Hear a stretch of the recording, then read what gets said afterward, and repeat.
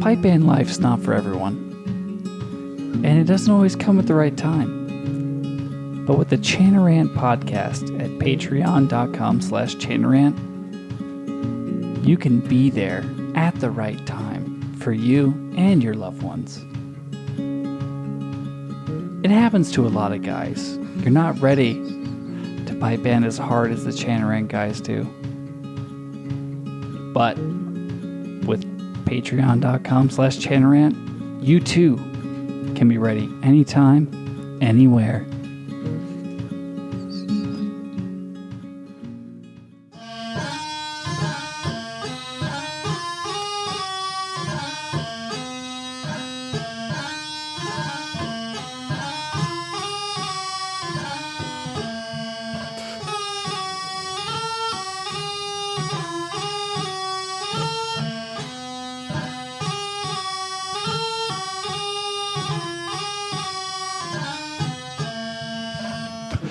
Oh, Fusco.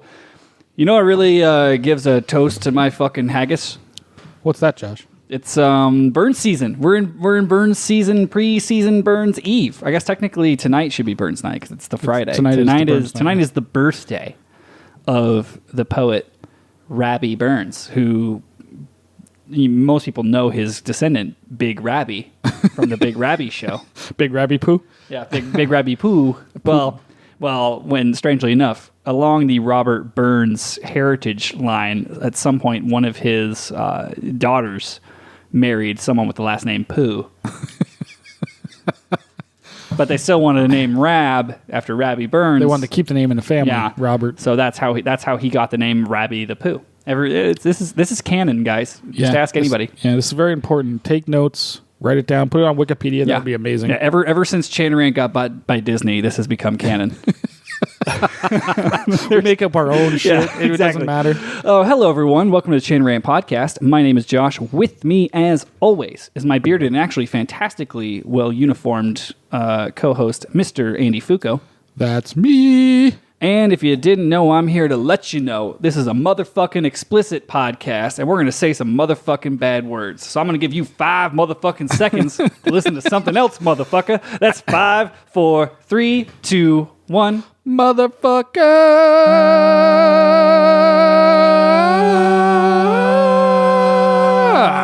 I'm really getting those baritones in. I didn't realize we had Samuel L. Motherfucking Jackson on the show tonight. Jackson. Yeah, I haven't even had that much to drink today. It's just been a long week, I think. It's been a long fucking week. I'm going to have a lot to drink on this show, let me tell you. That's a good idea. Let me tell you. I'm going to wake up just in time to make it to Burns dinner at 5 o'clock tomorrow. Good for you. I actually have to show up and do lessons, unfortunately, but other than that, I'm going to... Sucker. But I figure now's as good a time as any. We can let people know that you can listen to the show, obviously. Mm-hmm. You can find on all your favorite podcast players. You can review the show on iTunes, Stitcher, Podbean, Google Podcasts, Fusco's Grindr, and I believe on Yelp. And, of course, like us, follow us, stalk us, Facebook, Insta-tweet, Twitter, Gram, Snapchat if you're Australian. And now you can Patreon us. You can message us on Patreon. Strangely enough, this episode of the Chanarant Podcast brought to you by Chanarant.com, your source for all the merch related to things that happen explicitly and only on this show. And Patreon.com/Chanarant, where you can pay $5 to watch the live stream we're on right now, or listen to some exclusive interview-esque type stuff from Winter Steam. Hashtag Crush the Puss. Yep. That's going to be a new hashtag for us, you think? Yeah. You think that'll catch on? Hey, let us know in the comments or send us an email. If we made a Chanarant hashtag Crush the Puss shirt, would that be something people would buy, you think? Ooh, that's an interesting one. I didn't like, what if it's just a cat in a vice? That's just the artwork. The artwork's a cat in a vice, and on the back says hashtag. And it's just on the back it just says one of the 6.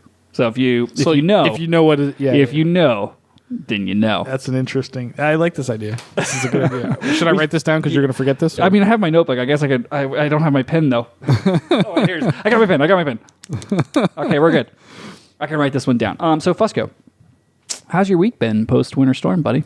It's been rough, man. Catching up to work and lots of gigs and lots of things going on. Mm-hmm. Plus, the day we got in and the day after were complete waste because we were so trashed, like, physically.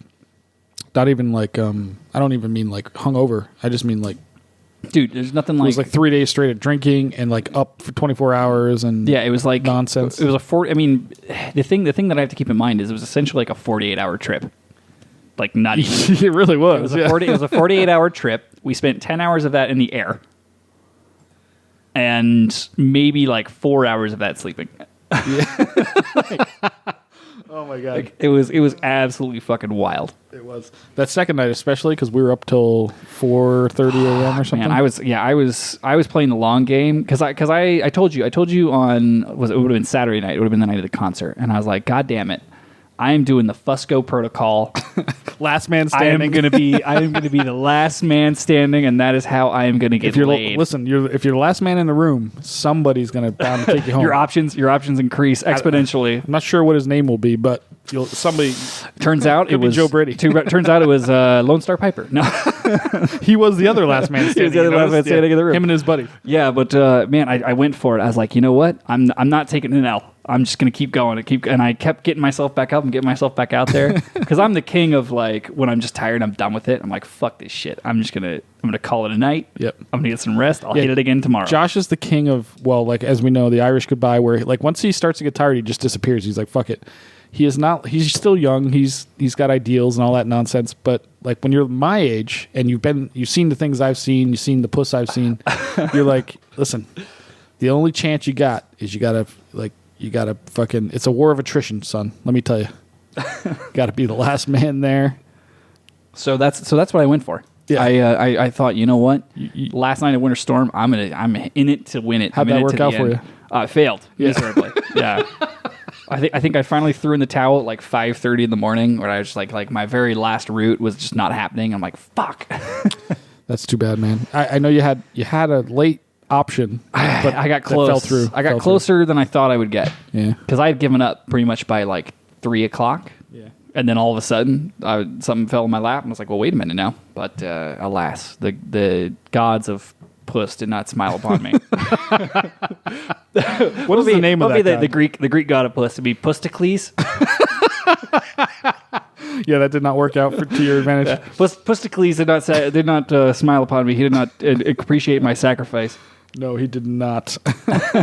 So we got a couple things to get through. We only have a couple voicemails, emails, and things before we get into some semblance of a topic. It's going to be a bit of a grab bag. Yeah. But what else can you expect after the Winter Storm episode? Yeah, we're still mentally recovering. Like, what do we do? Where do we go from here? By the way, before we get any further into this, I got to give you mad kudos on that one. I finally finished listening to the cut of the Winter Storm. Did you hear it? Episode. I thought it was great because I know what you were handed. Which was just like I essentially, for those of you playing along at home, I essentially gave Andy like 20 clips of just nonsense, and I was like, "Here you go, fucking do something with it." I was talking to Aussie Broad today about it, as a matter of fact, and because she said something similar. She's like, "How did you? What the fuck? How did you do that, dude?" Like. We had no story. There was nothing. There was like nothing. We had that conversation too. Like we got lunch before the concert, or we got dinner before the concert and everything, and I was like, okay. We got fucking nothing. This is Saturday. It's Saturday. It's like 24 hours in, we had nothing. It's a Saturday evening. I'm like, we have nothing we can use. And I was like, we're just going to record everything until we leave. Right. Yeah. We're just keep turning it on and see what happens. Keep turning it on. Something will happen, which is so funny. It took us well out of our comfort zone, I got to say. Oh, yeah. Big time. Because we're so used to just like sit at the table, have a couple of drinks, and just let it fly, Yeah.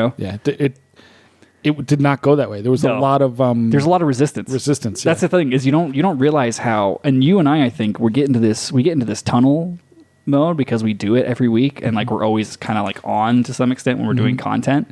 You forget about the fact that other people don't fucking do that, especially not in the pipe band world. Like other people in the pipe band world are like famous for a weekend and then they go back to their normal shitty lives. Right. Yeah. And so when you put a microphone in front of them, they fucking shut down. It's just there's like no turning on. Like there's that moment of turning on. It's a thing. And for me, it was a thing. I noticed it this weekend was like, all right. Dude, you switched on at Winter Steam pretty well. Yeah. But we had a couple drinks, and every time the mic would go on, I'm like, all right, get into like Foucault mode. Yeah, and dude, put on the face. There's Andy in the background like, oh God, I don't want to do this. And then like the mic goes on, I'm like, all right, I'm Foucault again. Like it's like a different character almost. Yeah. Well, that's how it's always been though. It's always like, okay, how do I play like a more exaggerated, ridiculous version of myself? Exactly. So that way the audience actually enjoys it. But that was very eye-opening to sort of live it with. Well, it's interesting because, like, I mean, you get people that were even like get nerves in the piping world about like the live stream and stuff like that, and you wouldn't think it, right? Because the level of pressure that is applied to some of these people. I mean, these are high-level players that we're talking to, and the level of pressure it takes to go into like the grade 1 circle at the World Pipe Band Championships. I would have to not eat for a day before that because I would poo my pants so hard. Oh yeah, but the opposite happens where as soon as there's a camera or a microphone, those people like freak out and shut down because they're just like not used to it. Whereas for us, we're like, I guess, I don't know if we're like ahead of the curve or behind the curve or whatever, but it's like, I don't get that much nerves on playing or like being in front of a microphone or anything like that. Cause like I've already said so much stupid shit into this thing. Like, yeah. There's no way that there's no way that episode 52 will be the one that like sinks me finally. Like I've said way worse shit. I was a little worried about that one sinking me because there was some risque things we did, but most as our friend kick out of it, yeah. As our friend Colin said, like we have nothing left to win. Yeah. So that was the best. That was the best quote ever. That was a good one. I really Colin. When we were talking about Colin, and he's just like Colin Armstrong. He was explaining to us like, yeah, I want to come on the show more. Like, just couldn't give a fuck. And I'm like, well, like, why is that? He's like, I have nothing left to win. Like, I've already done everything. Like, yeah. Which was interesting, and an interesting twist. That's going to be our new. See, we used to always say that on the Chain Rant podcast. We have nothing left to lose. No, we have nothing left to win. Yeah. Hashtag nothing left to win. Hashtag nothing left to win. Hashtag playing for sheets. Damn that Colin. His music might suck, but he's goddamn clever. He may have $800 boots and a really bad hat. really douchey hat, but looks like a Walking Dead villain. But man, do I love that guy. Yeah, he is fucking funny. I'll give him that. Yeah. Okay, so let's get some housekeeping done. So where do we want to start? Do we want to start with emails or voicemails? You're the only one with a computer right now because my computer is doing the Patreon stream. Let's do the voicemail. Let's get Honey Bourbon sending a message. So let's get to him. We haven't heard from him in a while. I feel like this is the perfect angle too. I mean, this feels like 2 more tickets to the gun show.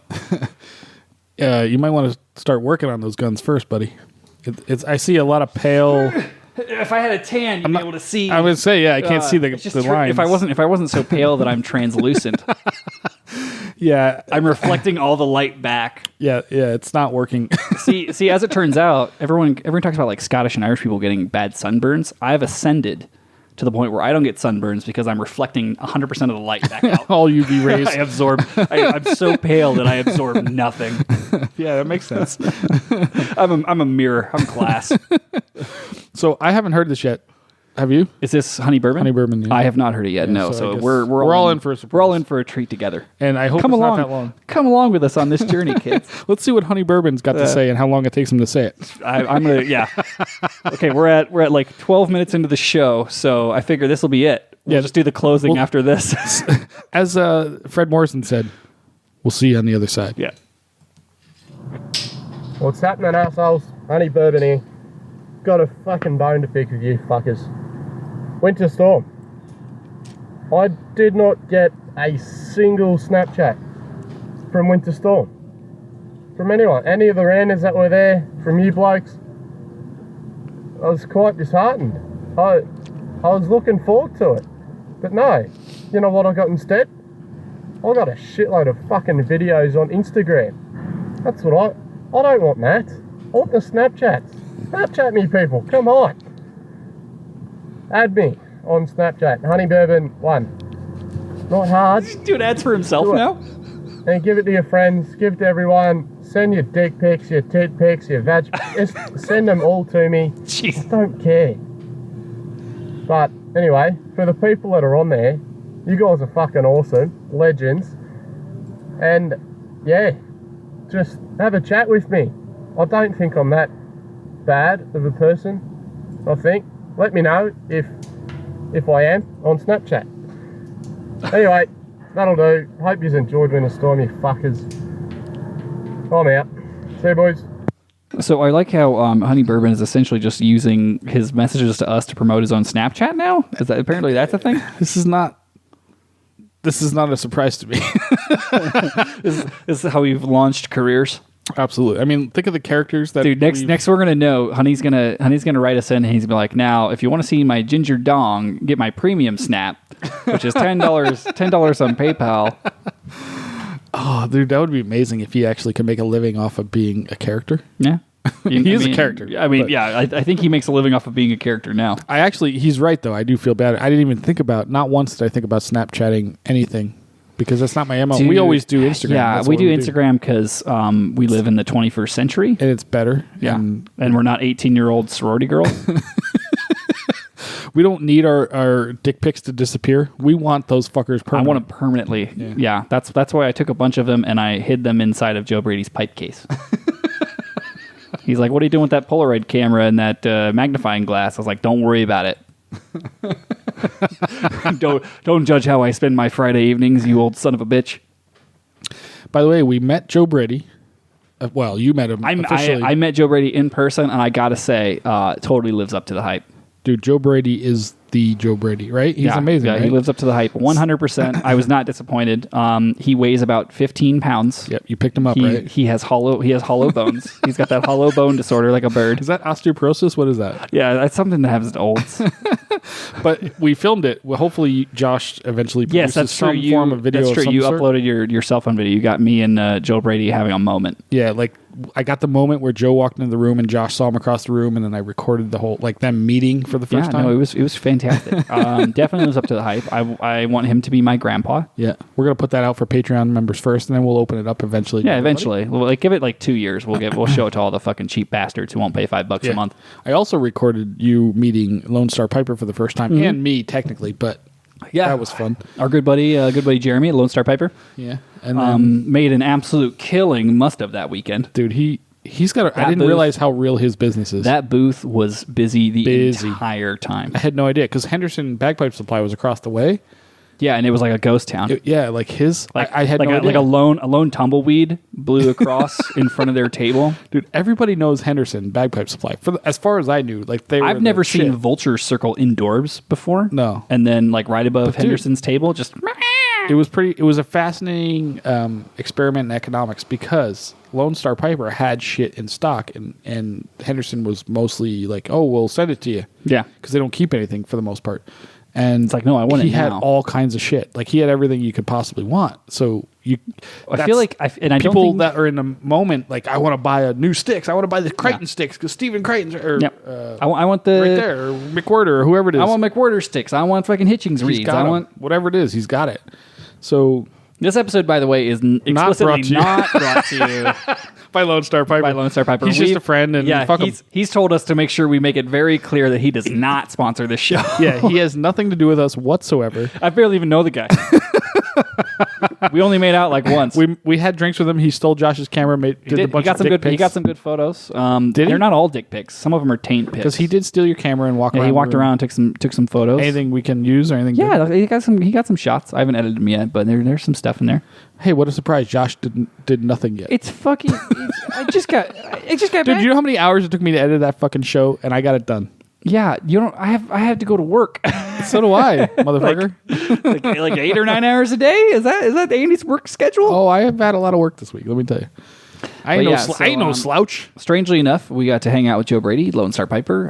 We got to see. I didn't actually get to talk or see Stuart at all. I saw Jack. I didn't talk to him. I talked to Jack. I saw Stuart. Never spoke a word to him the whole time. Yeah. Like I saw him across the way. I'm like, I gotta go say hi to him, and I never. I don't know if Jack was actively avoiding me because he recognized me, or if because he's so much shorter than I am, he just didn't see me because he was like tunnel vision. Jack's not short though. He's got to be your height. He's at least Jack 6 Lee? foot. Yeah, he's a big dude. Maybe he was just hunched over. Maybe he was a big dude. Like, well, he surprisingly he takes up a lot of space. I passed him on the way to the bathroom, so maybe he was hunched over holding a poo in. Maybe. Were you wearing your sunglasses? No. So maybe he didn't recognize you then. That might be it. Yeah, if I don't have my shades on, I'm just another basic white dude. No, I went and talked to him a couple times. He did not avoid me. He did talk to me, and he expressed. Sorry. Sorry, you'll edit that out. A couple times. No, I won't. He expressed a couple times, he's looking forward to coming out to Vegas again in February, and then we're doing the right thing, blah, blah, blah, blah, blah, whatever. That's good but to know. He didn't seem to be avoiding me at all. He was very talkative. So, but Stuart, I saw him across the way numerous times. Never got a chance to talk to him. It just never happened. It's one of those things you see a million people and. Well, when they get flocked to that thing, like I saw people like trying to take selfies. Like, dude, I saw like Stuart's getting a blowjob in the fucking hallway. You know what I mean? Like, by dudes. Like, they're sucking his dick. Well, yeah, it was two. They were doing the old ice cream sandwich routine. I mean, you ever seen anybody more popular than Stuart Little? I mean, at that thing, no, man. I mean, yeah, like it's so crazy when you see like Stuart and Richard and like Jack and those guys, and they're like surrounded by the fanboys. Oh my God, they're rock stars. Which I'm a fanboy. Oh, big time. To an extent. Granted, that was not my fanboy moment. My fanboy moment was with none of those guys because I've met those guys before. Who was your my fanboy moment? Was Fred fucking Morrison, dude. Oh yeah. Did you talk to him? I got a cuddle on Friday night. I was like, I just want to say I'm a big fan. Handshake, half hug, boom, nailed it. Did you really? Yeah, didn't get a picture because I was too nervous. I was a little bitch. Dude, what a homo you are. It's so weird. And usually I never have that problem. Like I never have a problem of like being like embarrassed to do like ask for something. I'm just like, fuck it, go for it. Who cares? Yeah, man, fucking Fred Morrison. I was like, that guy is the fucking man. There he is. Oh my god. Yeah. I just want to be his friend. I'm still sure his hair's fake. I just want to pull it. Dude, he's got it. He's like the Donald Trump of the fucking pipe band world, right? You know what? Strangely enough, when I talked to him, he did let me on a secret that him and Trump have the same toupee maker. Yeah, they have the same. What's a toupee maker? Is it a toupist? I have no. A two-pair? I don't know. Let's ask Joe Brady. Yeah, ask Joe Brady. He probably knows. He's probably got at least plugs or extensions. He's got to have. Yeah. His hair's too good for as old as he is. Dude, I just wanted to grab it so bad. I'm like, there's no way that's attached. It can't be, but like, if anybody's got like that hair, it's got to be Fred Morrison. You know what if we it need was to do? For real, like here's what we need to do. He did do one of these. Let's remember? go. He did do the flip through the hair thing. Here's what we need to do. We can settle this once and for all. Uh-oh. We need to get access to Fred. We need to cue the heist movie music for sure, but dun dun dun. We get access to Fred Morrison as soon as we see him. Okay, no, keep doing your bit. Keep doing. We see Fred Morrison at an event. He's carrying a large stack of papers or chanters or pipe reeds or something. Fusco walks up, accidentally trips, knocks the papers and or pipe reeds or whatever out of Fred's hands. He has to bend over to pick them up. As soon as he bends over to pick them up, there's Josh with the leaf blower. Does his hair come off? Nobody knows, but we'll find out. In Morrison Impossible 1. That sounds like a great idea. Let's find out for real. See, it's a pretty straightforward heist scheme until the leaf blower. No one expects to encounter a leaf blower inside. That's how you have the element of surprise. That's a good point. You could, or the other option, just go up and grab him by the hair. Just find out for sure. If you want to be really dude, ballsy. I do not want to be the guy that gets on TMZ for pulling Fred Morrison's weave out. Like that's too much for me. That's what we call channeranning him. Yeah. Speaking of that, we channeranted the shit out of Richard Parks and dude. Callan Beaumont, Ross Miller. Well, Ross kind of saw it coming, but the rest of the guys did not. Those guys are got channeranted hard. We're good. Hashtag channeranted. Yeah, like it's one of those things too where I'm always like, I don't know whether or not I should be offended or just happy, because like sometimes when we run into people and we're out and about and we get them to do something because they have no idea who the fuck we are, I'm like slightly offended that you don't know who Chanaran is, but I'm like, oh, thank God they don't. Otherwise, we'd never get away with this bit we're about to do. If they saw us coming, they'd run away like everybody else did. Right. That was the best part of listening to that episode, was just all the times like, and they ran away. Yep. So did you notice, though, the people that knew who we were, for example, like the Canadians we were hanging out with, I won't say them because they're already upset that we outed them, but I didn't say shit. I don't know what you're talking about. It was my fault, but they're upset. So anyway, they ran away every time we bring up the mic, and a couple other people did too. But and the people that didn't know who we were like, oh my God, there's these guys doing something with a mic. Let's walk up and see. And then we chanted. Are you guys doing a show? Or like, yes, we are. We're doing a radio show. Tell me, how did this weekend go competition-wise? Oh, how was that? Oh, also, what's up with the guy jizzing in your hair? How'd you get your hair so great? Did somebody jizz in your hair? Oh, I'm out of here. I totally spaced that joke, the Matt Paste joke. That was that was one of the best ones of the whole. That I would say was arguably probably the best joke of the whole. I mean, clever actual joke. Yeah, that was one of the better ones. Maybe I've not done the in a most while. shocking moment, but the cleverest joke for sure. It wasn't as good as the what was the one way back when where it was like hide behind a tuner or something if you were trying to avoid you were trying to avoid service bands. Yeah, that was the best joke of all time. I don't even remember what that was, but something about. Just about like hiding from service bands that were after us, and said just hide behind it. That's still the funniest. That's still fucking funny. It didn't take us very long for us to reference our own joke on our own show. Oh my god! So speaking of that, I have a question for you. So yeah, what's up? I don't know if you realize this, but Doogie, Andrew Douglas from the Piper's Dojo, interviewed Joe Brady while he was in Kansas City. What? That's why Joe Brady wouldn't hang out with us? No, I think it happened before we actually got there. I believe it was Thursday night when he did this, as far as I could tell. That bird-dogging son of a bitch. He did a long-form interview with Joe Brady. It's like 2 hours long. I'm about an hour through it so far. So, but what's funny about asleep already. Oh my god! By like an hour now, I was starting to like. You know why it's 2 hours though? Because it's 50. It's at least just an hour alone of Andrew Douglas just fucking jawing. Oh no, it's absolutely that. That's exactly what it is. So it's the funniest fucking thing. So like in the beginning, it's super interesting. That's good though, because I've been having a lot of trouble sleeping lately. So I'll download that. Yeah, just listen to it. You'll fall asleep no time. But it's fascinating because they constantly talk about us without saying us. Like we're super influenced what they talked about. So they talked a lot about service bands without talking about us. Like they talked about the McCain Piper. You want to hit that again? Because they referenced us again. Oh, I hit my mic. Oh, is that what it was? I thought it was a reference every time we referenced us. So, but it's actually interesting. To be fair, Joe is always interesting to me, and it's very long form. So you gotta be willing to put in the time to where Andrew. Well, goes yeah, off I on mean, tangents and Joe's stuff. interesting because it's like talking to a vampire. Like, wouldn't it be amazing to hear from someone that has that much life experience? It's pretty good though. It's on the Dojo's podcast thing. Andrew challenged us. He's like, I'm coming after you guys as far as podcasting. For podcasting? Like, if you do a 2-hour interview with Joe Brady about fucking nothing, I'm not so sure that's a challenge. Oh shit, we better watch our 6. Wait, no dick jokes? What are you talking about? Granted, you got to keep in mind that's probably probably the only time either of those men have been able to last for 2 hours in a long time. So. Probably a while, yeah. Andrew's young, but he's married and has young kids, so there's that factor going in. But dude, yeah, it was so good. It was so good seeing fucking Douglas at the winter storm. We didn't get to actually hang out, unfortunately, because he was working his tail off. Yeah, the Dojo guys were doing awesome. Dude, they were. Yeah, Andrew Douglas and Andrew Carlisle were killing it. They were they were nailing it. The live stream was amazing. It was awesome. It's up there. You can go watch it. But they did a lot of great work on that. Yeah. And it's still like I'm starting to see clips float out there and stuff. There's some cool stuff out there, but I mean, ours was the best, to be honest. But whatever. Yeah, of course. Ours is just audio, but. Although you got video of the and I don't call it Kaylee. What would you call it? The winter steam post steam, like when they're people playing piano and people just jamming on the pipes and shit. Yeah, I got some of that. You got to put that out because that was cool. Yeah, I'll definitely try to cut that into something usable. The problem was I was just like half in the bag and memory cards were filling up, so like they're like cutting off in bad places. But yeah, no, we'll get some stuff. But imagine 3 a.m. There was no starts and stops. Like these fuckers just played for like an hour straight. Yeah. I'm like, how am I going to edit this? You just fade in and out. It's easy enough. But like people playing a piano and then pipers playing. Andy Fusco's secrets to editing, ladies and gentlemen, just fade in and out. Did I not pull it off? I pulled it off audio wise. I don't know about video, but that's not my problem.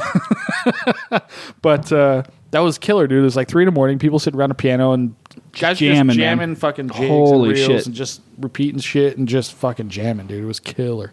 Yeah. So we'll put some of that out. I don't know if anybody else got that besides us. Yeah. I don't think so. I didn't see anybody filming it, but like I saw Ross Miller play and then some dude from Nova Scotia. I don't remember his name. Somebody told me, but I don't remember who it was.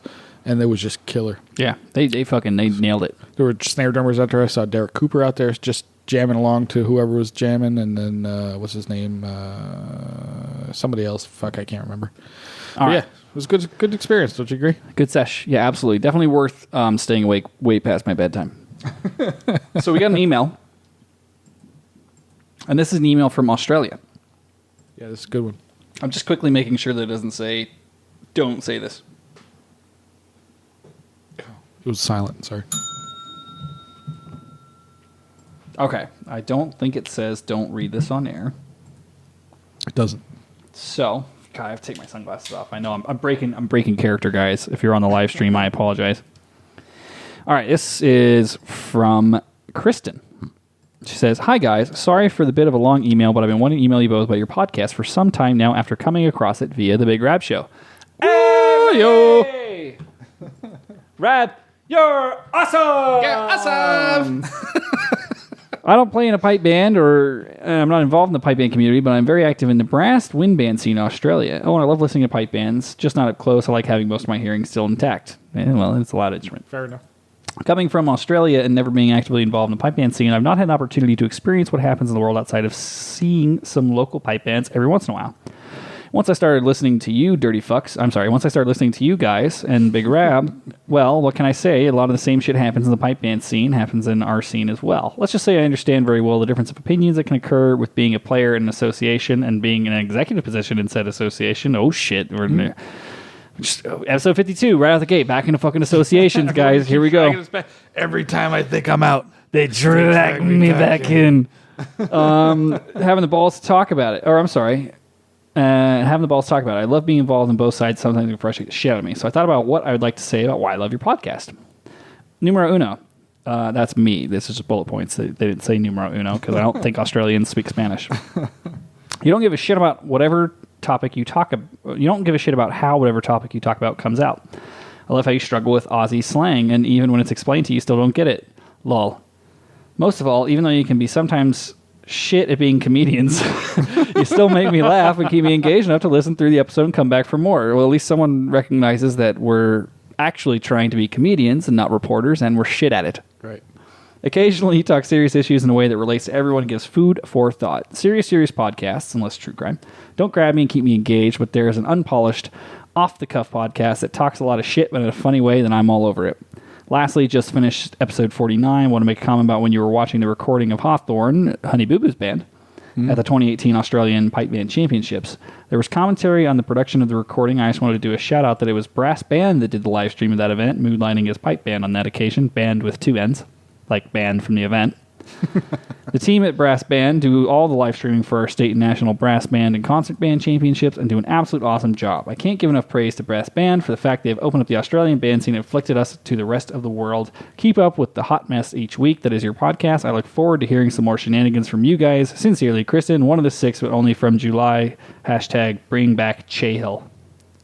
Really? I didn't see that part. Who's J Hill? Chahill. I think it was supposed to be Cahill, but there's an extra H, so it's Chahill. Chahill. Okay. Chahill Guevara. We're working on Cahill. I will say that. We're trying to get him back. He has been busy, but we hope that Hatchet-Face Prick eventually makes his way back on the show. I'm glad that's entered the lexicon, by the way. I'm glad Hatchet-Face Prick has become the norm. Yeah, it's a great term of endearment. So yeah, thank you, Kristen, for sending us an email. And if you have any emails or voicemails you'd like to hear or be read on the show, unless you're impersonating someone's vagina, send them to chainerant@gmail.com. That's chainerant@gmail.com, the #1 gmail.com account for sending stuff to Chainerant. What the fuck is in the box? What's in the box? What's in the box? That's too obvious. That's a too easy a joke. So we have a gift here to open. We've been told we need to open this. We open this on air. It was my idea. I was handed it to me. I already know who it is because it's got Star Wars wrapping paper. It's a Star Wars wrapping paper. So this is from MLK. Yep. Meatloaf Kelly. And is it okay if I open it? Yeah, absolutely. No, let's see what's in the gift. We finally degraded to doing unboxing videos on the Chainerant podcast. This is really lowbrow here. Yeah. So this is all we have left. Kelly, God, I hope it's not a phallus. I need a knife. You got your knife on you? It's a fucking Pope wear funny hat. So Kelly got us something. Let's see what it is for our year anniversary or whatever. Yeah, well, I mean, close enough. Well, it's technically next week, but this is episode 52, so... You ready for this? I'm ready. Please don't be... Jesus Christ. Rubber. Please don't be a rubber vagina. It would be... Well, we need to test one of those out. When we get enough money on Patreon, I'm going to test one of those. That's going to be what you use the Patreon dough for? Look what that is. Oh my God. So if only we had this a week earlier. Ladies and gentlemen, that is the official save the box. What do you we're gonna want to transport this in the box. This is the official Chanter Rant mic flag. Yes, For mic flag. for when we're doing on the on. I'm gonna have to unplug my mic to demonstrate. So I'm Okay. gonna mute myself. Go ahead. So this is what you see on the news. Roving reporter on the news. This would have been amazing a week ago, last weekend, if we had this. People would have especially been like, "I'm out." Hello, welcome to the Chanter Rant Podcast. Would you like to talk to us about the weather in Winter Storm? And Absolutely not. look at that thing, man. That's pretty kick-ass. Can I fit this in my stand? Can we have this for the rest of the broadcast? Yeah, I don't know. Stick it on there somehow. We'll figure it out. It'll be close enough. I don't know what this thing does, but whatever. Does that? Oh no, that works. Yeah, look at that. Look at that. Chanter Rant Podcast. It's official. We have a whatever that is. We have a mic flag. We're an official news network now. So, thanks, MLK. That thing's the coolest Dude, thing Kelly, I've ever seen. this is easily the best thing that anyone has ever gotten me. Way better than booze, because booze goes away. This is forever. Depending on how harshly we use it. Or, yeah. Dude, if only I had that thing to stick on the rubber dildo that we had while we were in Winter Storm. Yeah. Imagine that on the dildo. Would it fit? Speaking of which, do we want to talk about that? Yeah, Because we didn't really get to any jokes with that or anything on the Winter Storm. No, we never did. It was probably a waste of money, but we'll get to it eventually. So Fusco, tell the audience some backstory about this. All right, so And, we have. and tell them about your TSA adventure with a giant synthetic phallus. So there's a couple things here.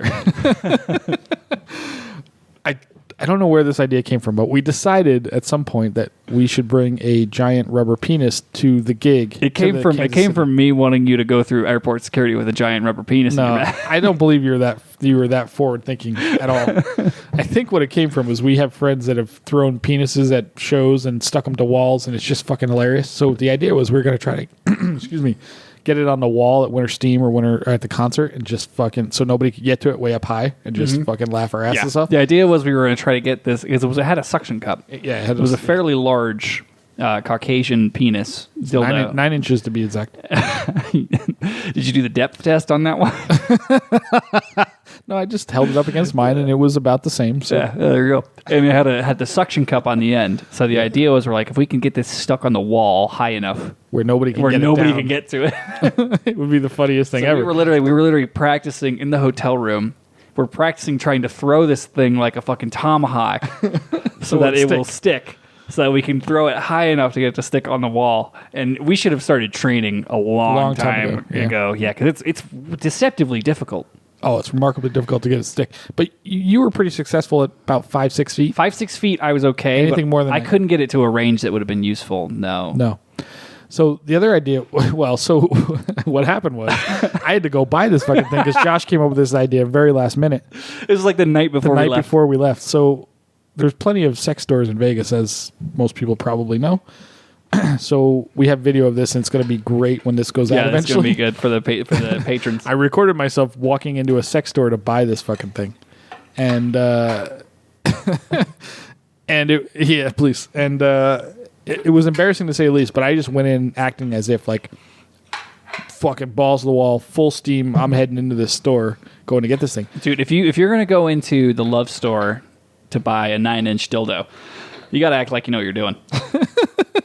I went in. I'm like looking on the walls, like, where's the wall of dildos? Oh, there it is, across the way. Strangely enough, that's what we call our fortress of solitude. That's what we should name. That's what headquarters. That'll be the wall of dildos. Chain Rant headquarters. Will be the wall of dildos. The wall of dildos. So I went in and bought this fucking thing. Let me tell you, checking out was an interesting experience. So I called Josh from this place. I'm like, dude, they've got a whole. Let me put it this way. So for my end, I was my original involvement was I was like, hey, go to the Love Store. It's not far from your place or my place. Really. I was like, go there, buy a big dildo with a suction cup on it, and we'll use it for something. We'll use it for some kind of a bit. We'll do some kind of a funny bit with this giant fucking dildo. I thought that would be the end of it. I thought Andy was just going to show up with a giant dildo the next day. There were 4 consecutive phone calls as Andy like worked himself up to this and like talked him through. I had to, well, it was a little bit of that and a little bit of like, there were so many options I didn't know what to do. Like, I'm like, do we want a big one? Do we want a smaller one? Do we want like? I know we wanted a suction cup, but that's all I knew. It has to be one that's with the suction cup. We for want sure. white, black. You know what's funniest? It's all funny. So I'm staring at this wall of dildos, and I call Josh. I'm like, dude, what do you want me to get? Like, how much should I spend on this? Episode 52, a wall of dildos. Title in the bag. Let me write that down. So I'm looking at these dildos, and the woman comes up to me. There's 2 girls working there, young, reasonably attractive, but not like crazy attractive, right?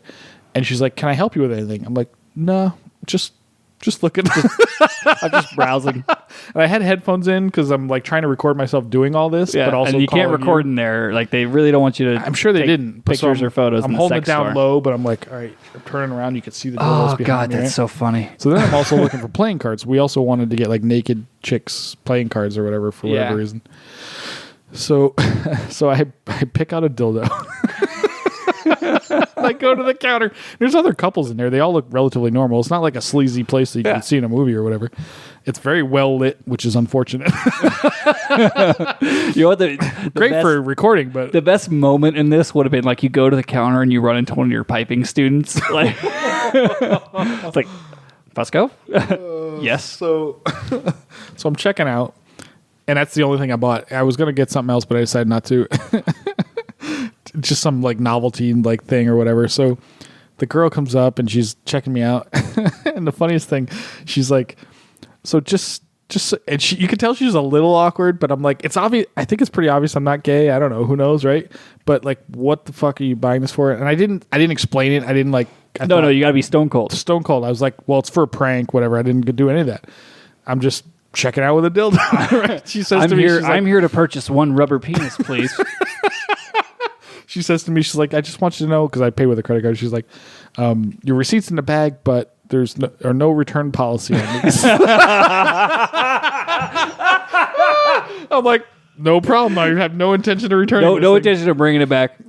No problem. So, oh god, it was. So we just need to take. We just need to take that, like, just get a bunch of like mud and chocolate pudding and shit all over it, and then just take Try it to back. return it. Can we take this back? So I buy that fucking thing and I start recording myself on the way out. Like, oh my god, look what I got. Blah blah blah. We'll put up the video eventually. But the best part was Patreon.com/Chainrant. So now I'm thinking like I'm packing for Kansas City, and I've got a box of condoms just because it's funny. You bought an entire box, big box. Yeah, You took quite a lot of condoms. For no reason whatsoever. It was just fucking funny. I thought we would use it. You had a whole carry on anyway. Yeah, I had that. I had this dildo. I had what the fuck was the other thing I had? Drumsticks, chanter, all whatever. There was something else. What the fuck was it? Was it the shower rings? We had the shower curtain rings, which made no sense. We were gonna play a drinking game of like throw the shower curtain rings on the penis. Which, by the way, that would have been an amazing shot. I don't know. Did anybody actually get one? Almost impossible. Almost impossible. They were way too small. So I had all these things in my case. As it turns out, most household shower rings are not large enough in diameter to fit around a sexual aid, a marital aid. I mean, it could have worked, but you'd have to hit that'd be absolutely the perfect shot. Yeah. The perfect shot. I remember what the other thing was. So this one time, as a joke, Angel put a tube of analies in my pipe case so I would find it someday. I remember this. So I packed that too because we were going to sneak it. Fusco, what's analese for those playing along at home? I assume it's like a numbing cream for. It's a desensitizing butthole lubricant. Yeah, I never used it, but Angel. So I had it, and I kept it. Not even after Indian food. No.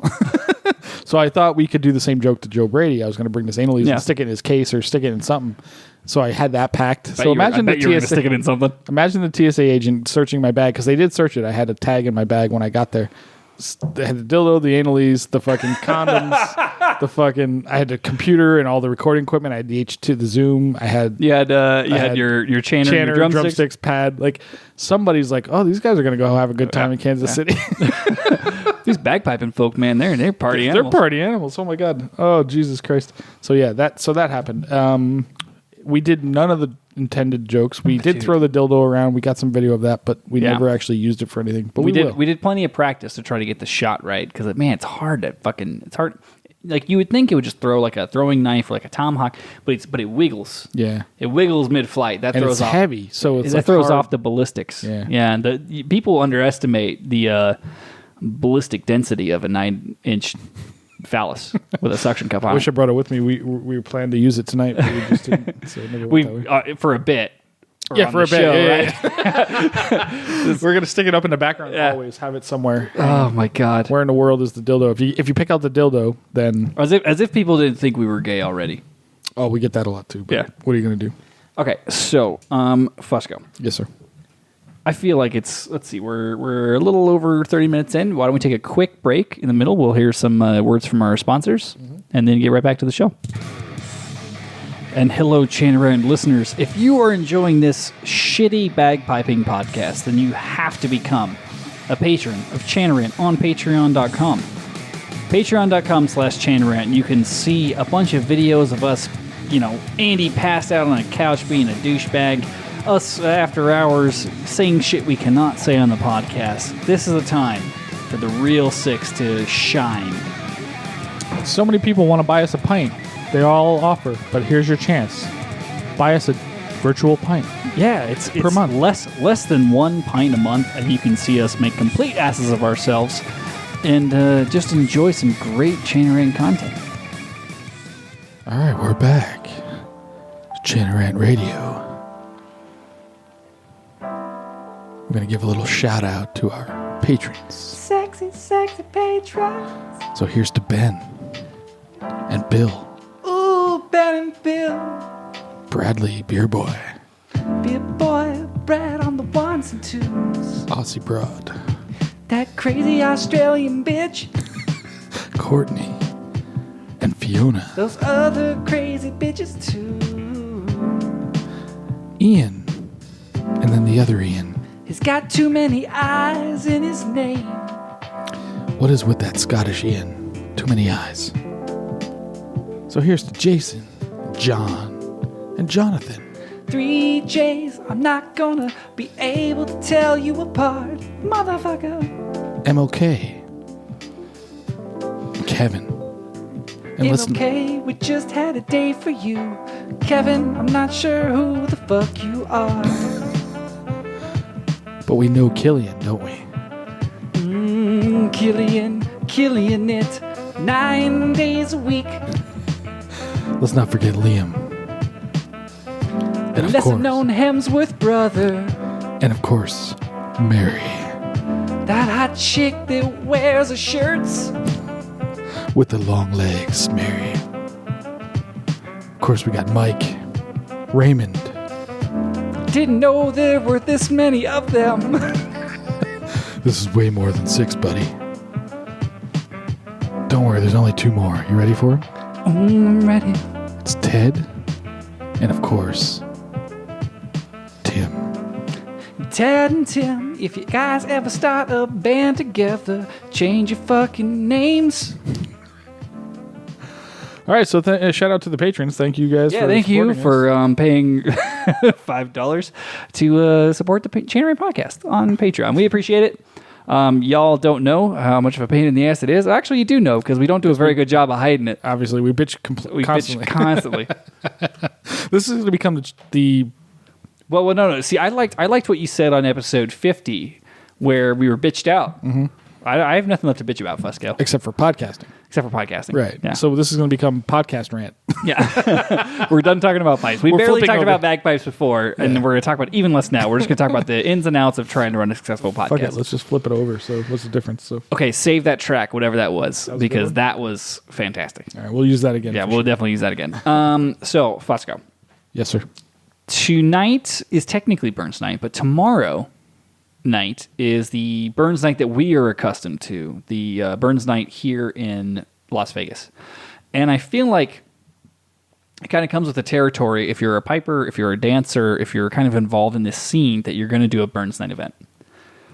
And as with any event that is in this wonderful community that we all inhabit, not just the Las Vegas community, but the Celtic kind of cultural community, there is a vast spectrum of Burns nights that range from complete party to super extravagant to super shite to just a bunch of people at someone's house. Yes. So I thought we could talk a little bit today, since we're gonna do this event, and we've done a lot of these events in the past, about Burns nights. Like, what is the way to do it? Aside from an open bar. We actually know. Always start with an open bar.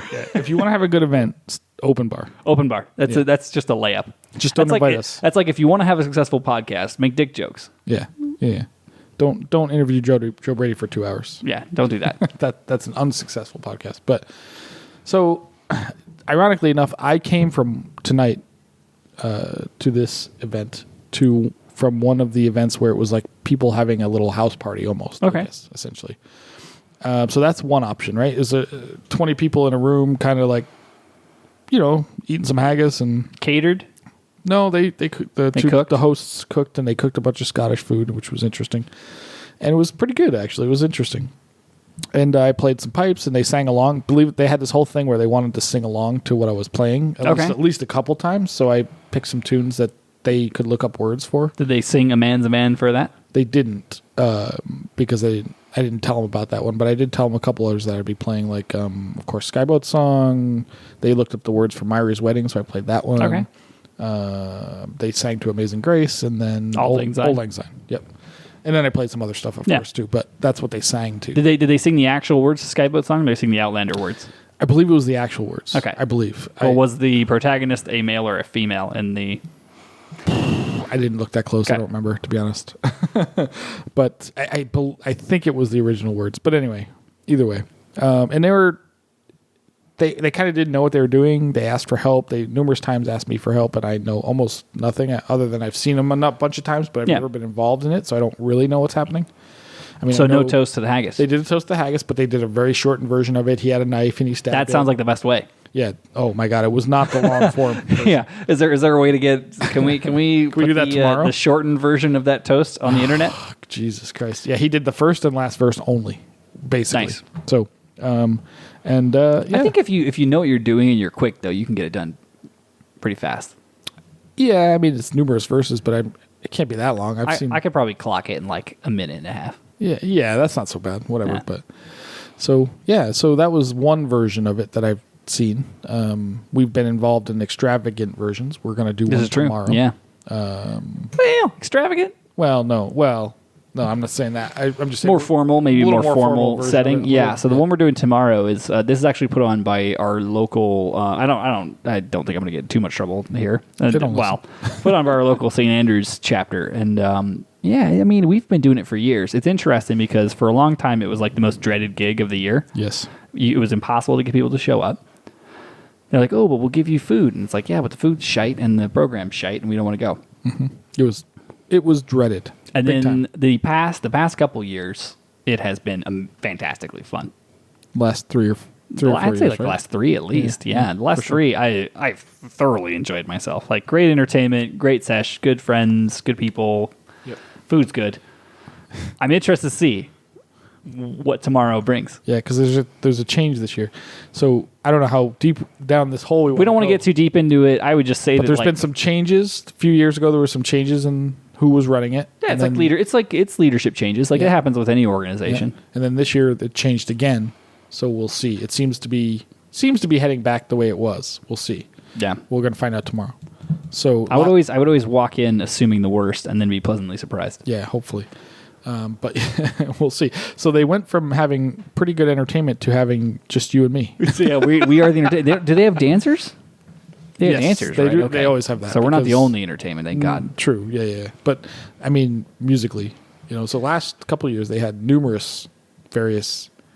Oh man, last year they had us. They had half the Tinkers. Half they the Tinkers. They Killian's Angels. Yeah. Right? All girl Celtic sort of group. Great band. Yeah, and then of course the DJ, and this year they have you and me and you and me. And I know we're not getting paid more, so the budget must have been slashed. We're getting paid exactly the same from what I remember. So I just don't think they want to go that way anymore. I don't know, but we're gonna find out. In the past, it was almost like it was. I mean, it started to become almost like a Kaylee.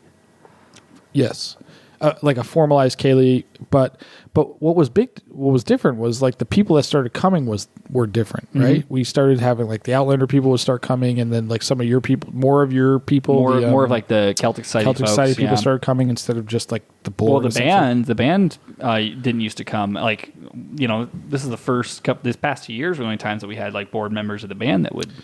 Yeah, because we'd force to come. Yeah, we'd force them. Yeah, exactly. So we used to not do that, but but I don't know what that adds necessarily, but I think it's important. I don't know. I think it's important that all the groups are represented. Yeah, that was the idea, is to support them because Yeah. they support us or whatever it is. But although this year, not so much at the whiskey tasting, so we'll see how bitter I am about that in the long run. Might be playing at the LVCS Burns dinner next year. we might be. But so yeah, that's, I don't know. What do you think of this friggin' Burns thing? Well, last year, the last 2 years, it has just been complete and utter shit show.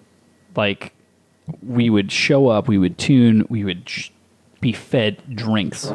Oh yeah. Like, you and I don't need any help getting drunk. Nope. We're pretty good at it all on our own. By the way, that's for you shitting your pants. Yep. Plus, we sneak shit in, and people buy us drinks. And like, that's the thing. Like, the thing that killed me last year. Well, you died last year. Oh, like, my God, literally, whatever. you literally died. But yeah, the thing that killed me is like, man, people feed us drinks at this thing, and I'm interested to see how that pans out, because it was getting to a point where it was just a fucking party. Oh my God. And then like we'd all go out to Frankie's afterwards, which if you're not from Vegas, Frankie's is a notorious tiki bar with incredibly high proof drinks. So yeah, I'm not sure. I'm not sure how it's going to shake out. I think that I feel like I don't want to say that it's like going to be one way or the other, but I feel like it's either going to be complete insanity, as it was last year, or a total dud. I don't know that there's going to be any middle ground. My money, if I was a betting man, would be on total dud. You think so? Yeah. Because So what do you want to? I think there's going to be less cool people there. So where's the after party then? Back to Frankie's. I like that tradition. We haven't been in a while, so why not? Yeah. It's a cool place. I don't think there's going to be like MLK won't be there this year. Just No, yeah, she's playing a gig in Bryan Head. Yeah. And then Some of the Outlanders aren't going. some of the Outlanders aren't going, and one of them in particular isn't drinking. Yeah. Let's not even go down that road. So she's going to drive us to Frankie's, right? She'll be driving. Hey, well, that's a good bonus. So I don't know. Will what's his name, Tom, be there? Because he's a fucking Tom is not going to be there. No. Oh my God, dude! Like, he was the one that set me down the hole. Dude, you and him just went for it. You guys swung for the fences. Yeah, Not we only did you swing for the fences, but you made it. Like, you overshot the fences. You were good. Yeah. Big Sexy won't be there this year. No Big Sexy. Big Yeah, Sexy that's is, true. now sober. Who's going for the band? Lauren, Claire, and Will, as far as I know. Lauren, Claire, and Will. So Babs is going on someone else's ticket. She's probably going with the I Outlanders. don't actually know. Yeah, I assume so. So yeah. Claire's good crack. Yeah, Claire's good time. He doesn't drink, but he's fun. That's And he'll what- buy you drinks. Nah. The funny thing about Claire is he's an excellent person to hang out with while you're partying, and he does not drink at all. Yeah, you can count on him to kind of watch your back while Yeah. you're doing stupid shit. Oh sure. my God! Yeah, so I'm interested to see what happens. I'm assuming we'll probably get some clips. We'll get some footage for the patrons. Will we? Yeah, I mean, I'll take 2 weeks for them to go up, but we'll get them. But at least it'll be there. I don't know. So, but yeah, I don't know what Burns nights are like elsewhere. Do you think they're? I mean, I've gotten some of our friends, have been messaging me because a lot of people are at a Burns night tonight doing stuff. Well, that's the thing. Like, dancers and I've been things. seeing a lot of stuff like on Instagram, on Facebook, people that are doing these Burns nights across the country. Vegas, I think it's uniquely a shit show, as is everything. Well, that's because that's us. We're the shit. It's really us, right? Like, I feel like most of these events would be perfectly fine, and then they invite us, and there goes the fucking neighborhood. Yeah. There goes the neighborhood. There goes the neighborhood. But I'm excited for it. I think it's gonna be fun. Well, no matter what. Well, it'll be fun because we'll make it fun. that is the number one thing, and I feel boring. like I'll drink more. I feel like if there's any takeaway, it's that the reason that it looks like we're always having fun at everything, even if it totally sucks, is because we make our own fun. Yeah, we put on our masks. And we were plow tired, through this shit. exhausted, shitty on Sunday night, like going to this fucking curling thing. We had a good time. Oh yeah, Yeah, like well, the half naked chicks that were marching with us. It's all in your attitude. Yeah. Like the trick is you have to learn to like it sucking. If you can learn to like it, then you'll be fine. Yeah, you got to bring your own entertainment for Yeah. sure. So, and we certainly will. We'll see how far we go. Like, do we pull out the bollocks and fiddle bit? Do we? I think we should maybe do a little bollocks and fiddle. Does the Chain Rant audience know about bollocks and fiddle? Is that a thing? If you don't, YouTube it, bollocks and fiddle. It's a great a cappella group out of Ireland. Yeah. I mean, they only really play in Vegas. I think. Well, I think the only time they're ever videotaped is when they're in Vegas. I think they used to play back in the 50s with Frank. Yeah. Or something. There's Back some in the connection day. there. That's why they come here. But we get them for our show every year. Yeah. They come out and they sing some shitty Those men songs have a and- crazy amount of facial hair. They do. But I mean, they're a good time, and Good crack. they might make an appearance at the Burns Night, depending. I don't know. I was excited. We got to see them. We actually got to see them. Just at the last concert they came by. That was a lot of fun. They did. They showed up. Yeah, maybe they'll make it to Burns Night. That'd be fun. Yeah, We should have invited them, but they just kind of pop up out of nowhere. you can't control those guys. You No, they're like a hurricane. exactly. Jesus. So yeah. But I don't know. I'm looking forward to it. Sort of. It's the most excitement I can muster. I mean, I'm excited because I lead a fairly boring life day to day. Yeah. I'm just like just something to get me out of the house. I don't have a lot of faith that there's going to be a lot of titties there to look at. So, I know there's going to be well, there's two less in particular. that we care significantly about. less than. Teddy has some big ass titties. Where in the world is Athena? Those titties. Titties. This episode brought to you by. Big ass titties. Oh my goodness! so But anyway. yeah, so Fusco. Yeah. While we're on the subject of the band, which is how we ended up in this Burns Night situation, is because of the band. Are we on that subject? I thought we were talking about titties. Well, I mean, being in a band, you get to see more. There's loose correlation. Yeah, there's very loose. correlation, not necessarily causation. Right. I wanted to say on the record, because we're not just bitching anymore on the show, We are? I have noticed some marked improvement in the band that shall not be named. You're kidding. I know I just said it, and I need to like knock on wood because I know it's gonna this it's next gonna week. immediately next week's gonna be like a Remember dog the last pound on time we fire. said this? Yeah. A week later, it was like fucking. But I haven't said shit. I haven't said shit for weeks. I've just been kind of hanging back. I've been just letting the process take over. We talked about the system. Trust in the system. We talked about the system with Honey Boo Boo and some of the stuff that you implemented for the beginning of the new year. Homework, we've discussed it. a I little bit. I was actually pretty pleasantly surprised. Did you listen to the video? I did. Okay. Was it the same? No, I heard more of the left side Okay. on the video, but I was still overall I was pretty impressed with how it turned out. Like, I don't think it's like going to win any fucking medals. No. But it's a vast improvement over even 3 weeks ago. Yes, absolutely. Vast improvement. Way big, way better. Which was shocking, to be quite honest. I remember like we got through the march and it was like almost mistake free. I mean, more or less. Yeah. I mean, maybe one or two little bloops, but nothing major. Nothing huge. And I'm like, here's the curse. Who we get into the Strasbourg? I'm like, this is where That it first all goes Strasbourg, dude. wrong. The I'm first like, Strasbourg here we is go. where it like always goes haywire because no one knows that tune well enough. And actually, it wasn't that bad. The break was not bad. Yeah. There were some fuck ups and hiccups, but the funny thing for me is I'm amazed at how like baffling that Strasbourg is to people because it's a super simple tune. Super simple. Very musical, very, very nice, just and almost no difficult embellishments whatsoever. The second Strasbourg, infinitely more difficult. Technically, yes. And the first one is so like repetitive. Maybe that's the bitch though. Maybe the bitch with the first one is it's so simple that You underestimate it? You just like overthink it. Maybe. It could be the case. That could be the case. So the first Strasbourg we were playing is something called Shawnee's Tune, which is written by Fred Morrison. Fantastic. And he tune. actually played it. I don't know if you noticed that he played I it did. at the thing. And it's our newest tune of everything we played. It was implemented this year. And it's going okay. Not great, but they're getting there. That was on the recommendation of the one and only Jack Mr. Victoria Lee. Is that what it is? I believe his name is John Angus Lee, actually, but shit. Yeah, another John Angus. He's a John Angus, yeah. just like my John Angus. And he suggested it, so we put it in because we needed another stress base, and that's the one he recommended. And absolutely lovely tune. Yeah.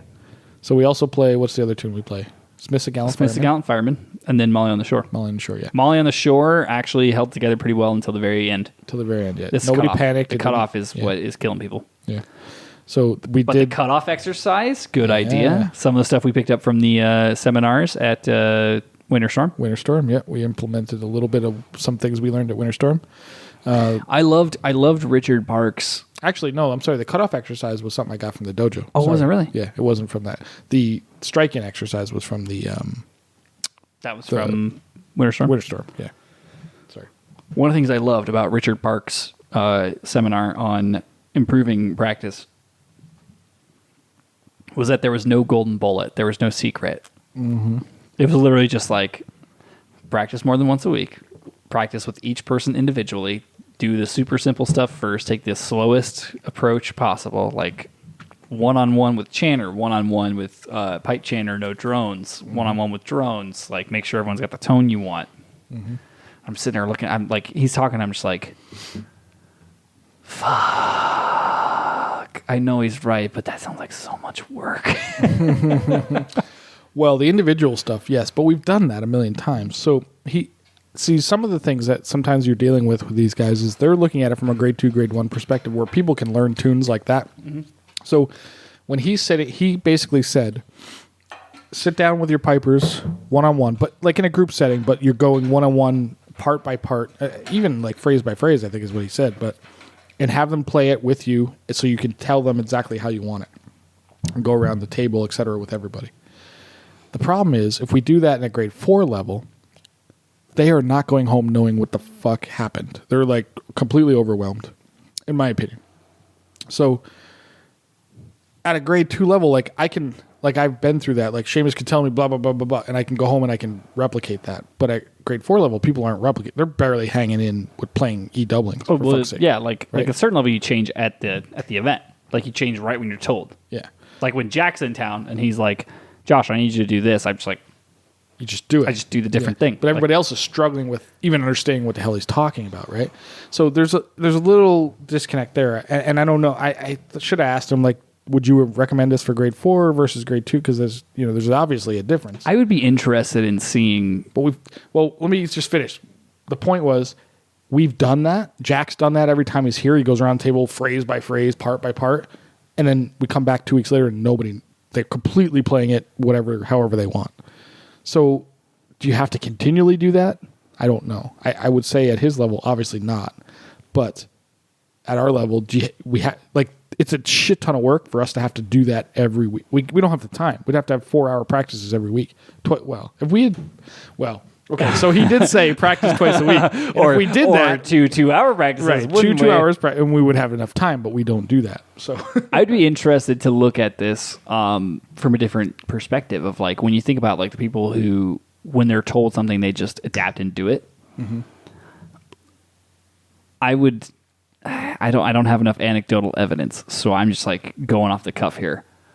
But I wonder if, like, when you get people that have been through something that's like a sports, like organized sports, like boot camp type thing. For me, it was getting the shit hazed out of me when I joined a fraternity in college. Like, I wonder if you get people that have just like been able to be broken down to the level where they can just take an order. Mm-hmm. I wonder if that is what like makes the difference. Like, if you get people that are like ex-military, you get people that are in fire or police. Well, no, I would argue that's not the case. So. You just said the perfect example. Well, fire and police. I wanted to give the examples for the people I think that can do it, and the people that as soon as you tell them something, they're like, nah. Right. So that's the thing, though. Like fire and police, you would assume would handle that, but they don't. Right. At least not from a musical standpoint. That's because you don't have more like patches or correct shininess on you. Right. Exactly. So, but then if you had a bigger hat, they would listen to you. I need a smoky hat, like Yeah. a fucking state trooper. If you put on Ken Mish's drum major hat, they'd listen to you. Because everybody knows if you're in fire and police, the guy with the biggest hat is in charge. Is in charge, right? But think about, like, we have people in our band who played in marching bands, like high school style or college marching bands. So they've been hammered. You ever seen like what a college marching band is like? It is fucking intense. It's no joke. And or sports players. We have one guy who's a football player, coach, whatever, et cetera. He's been through that system. We have people that have been through that.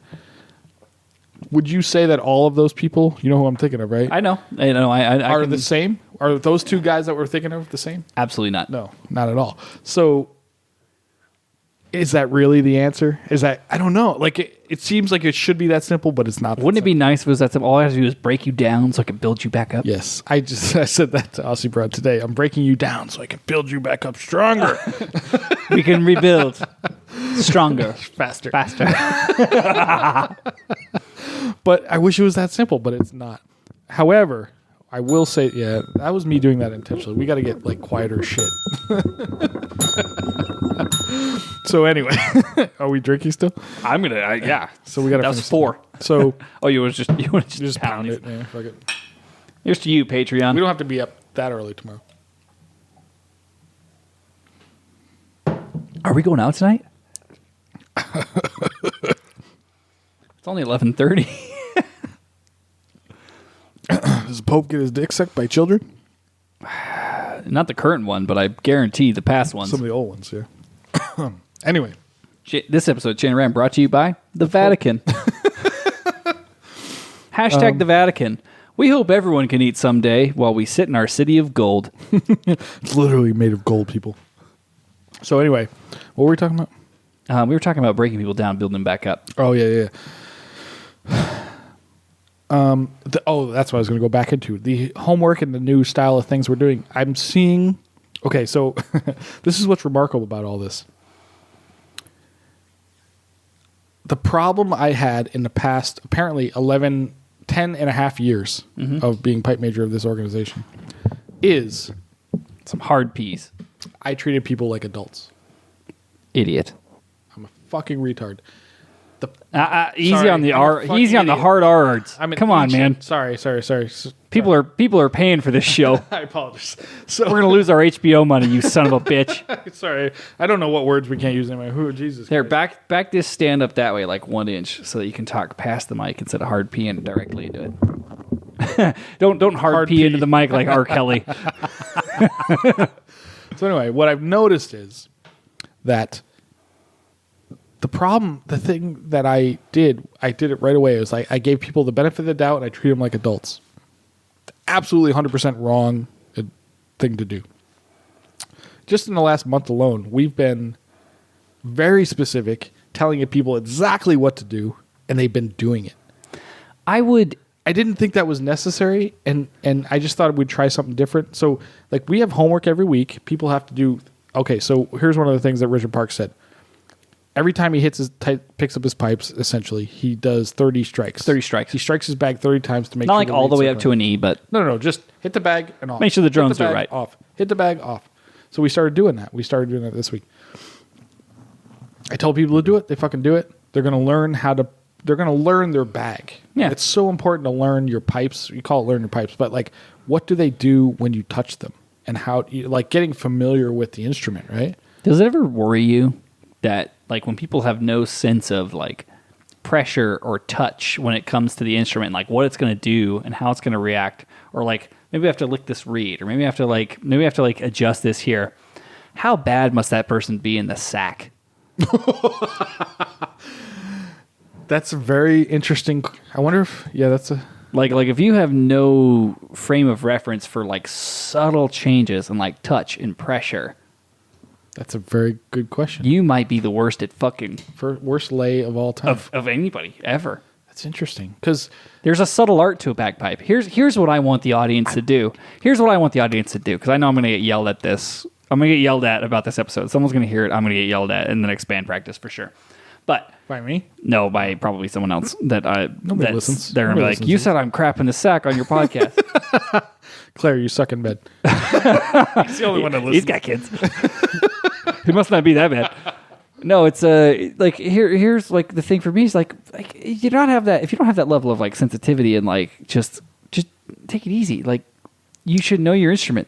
That's a very good point. People have almost no touch. Like when you're driving, you don't just slam the fucking brake. No, right. You develop touch, right? You develop how to stop without it jerking when fucking ripping your throat out when you stop the car. Correct. Like you develop that. You develop that with your foot.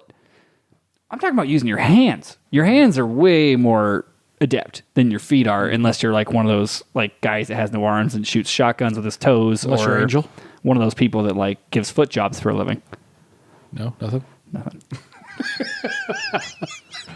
But like it's not. It's just got to be. It's like it's just a skill, right? It's just one of those things you develop. Like you gotta. You would think. You gotta have sensitivity. Except here's what it proves your point. They aren't doing it, so they aren't developing the touch. Well, the problem is, here's the thing. A guy that only gets laid once a month just goes in and jackhammers and gets nowhere. Absolutely, yeah. Like you gotta have some finesse here. I don't know. I keep comparing bagpipes to fucking because it's a Chan and Rant podcast. Yeah, that's what we do. Yes, I don't know. But you gotta have some finesse. Like you gotta be able to know, like fucking read the room. Like hit the bag. Mm-hmm. You don't have to fucking go before you do anything to know if there's air in it. You just blew fucking air into it. Yes. Why is that such a thing? But we're gonna fucking train it out of them because it's a safety. It's a safety check, right? It's a nervous thing. It's a nervous thing for I'm afraid that like maybe my maintenance is so bad that I've lost a drone read or something. I'm gonna make sure there's still air going through here before I do anything. Mm-hmm. That's what it is. Because I used to do the same shit before I tapped my fucking stocks. Right. Yeah. Well, that was another mistake I made, was trusting that people maintain their pipes. Again, treating people like adults. What did we find out? Like, what was it? 6 weeks ago, a month ago, I started like instilling the 4 questions of the Piper's Dojo. Always. About. Like this episode brought to you by pipersdojo.com/bigblackdildo. But we started doing the 4 questions thing. Like, I'm going to spot check you, motherfuckers. Absolutely. Every time I walk in this goddamn room, so you better check, because if I find it, you're going to go fix it, and you're going to miss out. So I'm just warning you. Shit. I'm going to check your shit. So every time you walk in this room, do the 4 questions, bag tight, stocks tight, reed seats tight, calibrated drone reads. If you haven't done that, you should do it every goddamn time. You should be able to know your instrument so well that you can tell that something's off when it's off, right? You touch The equivalent to me would be like if you played guitar. The easiest fucking instrument in the history of time to be mediocre at. Oh, absolutely. Point proven by Josh. By me, yeah. I've had a very successul successful career of being mediocre at guitar. I've had a very successful career being mediocre at bagpipes. Let's be honest here. But like, if you pick a guitar up and it's out of tune, you don't just play it and pretend like no one will notice. Nobody does that. Like, make sure you're and like tuning is a specific thing because like tuning a bagpipe can be harder or whatever. But like, no, like if your instrument's shit, it's gonna fuck you, no matter what. It's gonna screw you over at the worst possible moment. I.e., you got to know it. McCain Piper. I.e., McCain Piper. Like you got to know how it works. It's just like having a fucking car. It's like having a firearm. It's anything. You got to maintain and take care of that thing, or else it's gonna screw you over. Absolutely. If you have a firearm and you never clean it, it's gonna fail at the worst possible moment. Mm-hmm. If you have a car and you never change the fucking oil, it's gonna fuck you at the worst possible moment. Correct. That's Murphy's Law, right? We all know this. This is not a bagpipe is no different. Any different. Instrument is any different. Like just take care of it. If you take care of it, it will take care of you. If you put fucking 10 minutes of hot air into that motherfucker every night, it'll love you for years. Absolutely. I'm single right now. I think everybody knows this. Painfully single on the podcast. I'm tired of hearing about it, to be quite honest. But I had a very successful relationship for like 3 or 4 years. Oh, well, okay. And the secret to that relationship is the same secret to being good at bagpipes. Just put your mouth on it for 10 minutes a night. and it'll take care of you. Ladies and gentlemen, that's the Channeray Podcast. Our advice, put your mouth on it. Put your mouth on it. I put my mouth on it for 10 minutes a night, and served me well. She stuck with you for 3-4 years, whatever it was. Fucking A. You must have been doing something right. So, Fusco, closing thoughts on tonight's episode? Isn't it good to be back to form? It's back. It's good to be back at the table. I don't know. We're not quite back to form. We got to get back in the groove, but we will. Closing thoughts. I don't know what the fuck we talked about because this is always such a blur. But pipe band homework, good. What do you call it? Winter storm, good. Winter steam, even better. Rubber dildos, the best. I highly recommend everybody go out and get a rubber dildo. And the fleshlight is coming, people. We now have Patreon funding, so the dildo, the fleshlight is coming. I've got a picture. Josh, final thoughts. Aside from the fact that all you had to say was the dildo was good out of context entirely. Like funny as a gag, or like is that why you were so tired when I came back from Winter Steam? But I'm the one editing, so nobody's gonna ever get that clip. Final thoughts. I'm excited for another year. Channeray and Fusco. Are you really? We're done. We're done this bitching. This is officially the end of the first year. This is the episode. This is it. End of the episode first 52. Year. Yeah. We're done bitching. Guess what? We're on the offensive. We're going on the offense. Guess what we're going to do? I'm going to lay out a bunch of bold claims that we're not actually going to fulfill. What's that? We're going to have Kevin Conquest on the show. Colin Armstrong is going to do our theme song. I have an erection. Andrew Douglas is going to not be boring on one episode at some point in the next 52 weeks. Andrew Carlisle of the Piper's Dojo, he's going to come on the show. We're going to get Andrew Carlisle? From the Piper's Dojo. Yeah, that guy. The guy that was live streaming with Andrew Douglas. We're going to get him.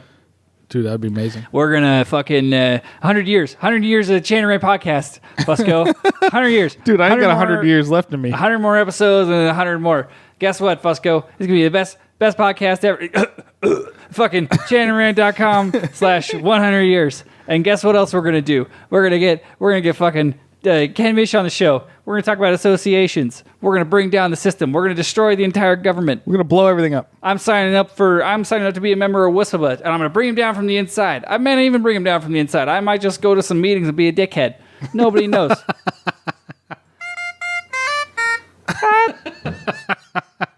Listen, all I know is this.